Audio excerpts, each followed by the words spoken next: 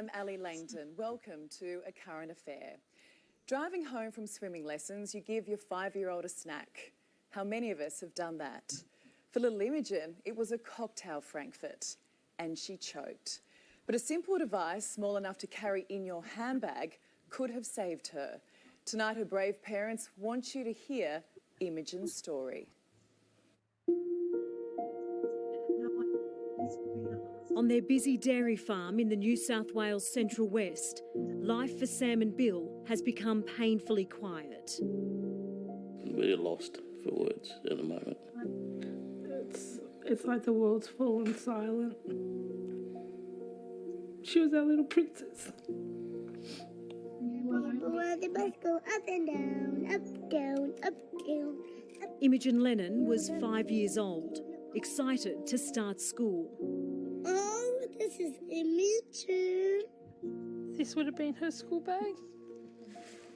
And the little cute runners that will never have her little feet in them. These become precious memories now, don't they? They are, but we have actually decided that we're going to donate them to the school. Sam had no idea this would be the last time she'd film her daughter at swimming lessons on a Monday afternoon before a quick stop at the supermarket on the way home.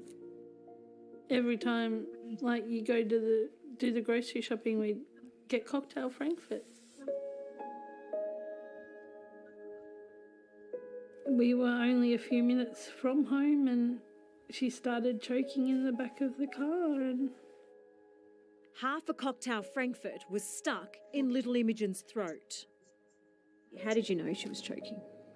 Because she sung out "Mum," and then she made this horrible gurgling sound. And then when I looked back, her lips were turning blue. And I immediately pulled over and tried everything to try and get it out. Was she saying anything to you? Just "Mum," and she was scared. I was scared for her. Sam's a trained first aid officer.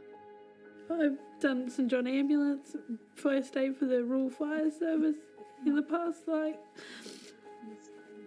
It's not like I didn't know what I was doing.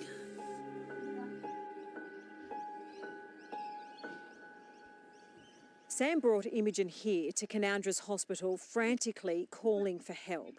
But being a country town, there was no doctor on site, only 2 nurses and a cleaner, who all pitched in to try and save her little girl.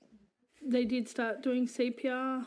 I was even helping do CPR on my own child, which was really confronting.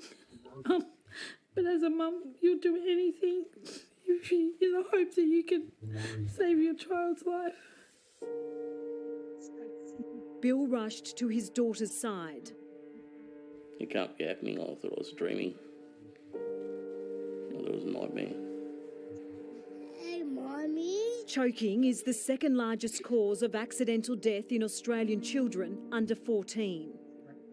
But then to find out that there's a product available that potentially could have saved her life, that no one knew about,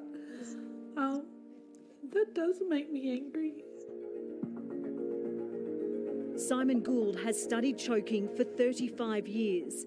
The former paramedic now spends his days teaching resuscitation to medical professionals. I know the terror in a patient's eyes looking at you who can't breathe, and they're relying on you to clear that obstruction very quickly. He demonstrates simple first aid for choking, starting with back blows. They should always be done in a head-down position so that when the choking is relieved and the person takes a big breath, they don't suck it back down again. All we need to do is use the ball of our hand in the centre between the shoulder blades, straight down, forceful blows, 3 or 4 sharp blows, and watch for the appearance of the object that comes out. If that fails, then we move on to what's called chest thrusts. That's where Simon claims first aid isn't effective for severe obstructions. There is a gap between the time it takes for emergency services to come and the effectiveness of current first aid measures in severe obstructions. So we say after the failure of first aid, then you go for LifeVac. The airway clearance device was approved in Australia 6 years ago. This is one of the most common choking elements that we have with kids, with toddlers. A bouncy ball. This is a 20mm bouncy ball. So I'm going to force this bouncy ball down his airway. I'll slide it down, make sure it's sealed over the patient's face. I'll grab hold of this plunger, I'll push down and then immediately pull back up again. There it is. The LifeVac has saved 735 lives worldwide, including 449 children. What do health authorities here in Australia think about it? This is classed as a Class 1 low-risk medical device by the TGA, and they're supportive of the device because it's now listed on the ARTG, the Australian Register of Therapeutic Goods, as a Class 1 medical device. Why don't we know about this? I think there's a bit of a blind faith that first aid measures will always work. And considering we only have a very short space of time, we can't muck around and just keep trying the same things over and over again and failing. If there is something out there that we can have in our first aid kits, in our homes, our handbags, our cars, we need to have that. So they don't feel the pain we're going through right now. God, it's a reminder for all of us, isn't it? Make sure you do cut the food up for your children so that you lessen that risk.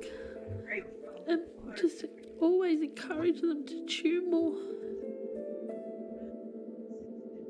If we can save one other family from having to feel this absolute heartbreaking pain. I look like I speak with authority and knowledge.